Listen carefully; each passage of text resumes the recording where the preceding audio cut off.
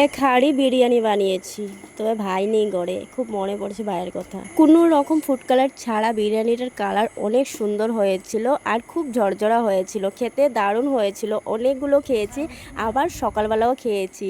জানো তো, গরম গরম বিরিয়ানির থেকে সকালের বিরিয়ানিটা অনেক বেশি ভালো লাগে। যেরকম বাসি খিচুড়ি আমার ভালো লাগে, ঠিক তেমনই আমার বিরিয়ানিটাও বাসি খেতে খুব ভালো লাগে। যারা যারা বিরিয়ানি বাসি এখনও খাওনি, একবার খেয়ে দেখো। বাসি বিরিয়ানিটার টেস্টটা কিন্তু আলাদাই থাকে। দেখো, আমরা সবাই মিলে বিরিয়ানি খাচ্ছিলাম আর মামি বসে এক সাইডে শুধু ভাত আর শুটকির চাটনি খাচ্ছিল। বিরিয়ানি খেতে পারে না, তাই হচ্ছে মামির জন্য শুটকির চাটনি আর ভাত আর পাঁপড়ের তরকারি ছিল। আর আমরা সবাই চিকেন কষা আর বিরিয়ানির সঙ্গে স্যালাড সব মিলিয়ে খাচ্ছিলাম।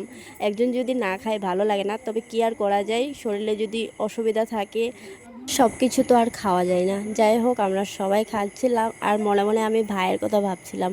ভাইও কিন্তু বিরিয়ানি খেতে খুব ভালোবাসে। কয়দিন আগে আমায় বলেছিল বিরিয়ানি রান্না করে খাওয়াতে, কিন্তু আমি সময় পাই নাই। তারপরে ভাই চলে যায় কাজে। এক হাঁড়ি বিরিয়ানি দেখে আমার টুক করেই ভাইয়ের কথা মনে পড়ে যায়। তখনই ভালো কিছু খাই, ভাই বোনকে ছাড়া খেতে একদমই ভালো লাগে না। আমরা সব বোন, মা, পুচকা পুচকি সবাই একসঙ্গে খাচ্ছি, শুধু ভাই আমাদের কাছে নাই, দূরে কাজ করছে।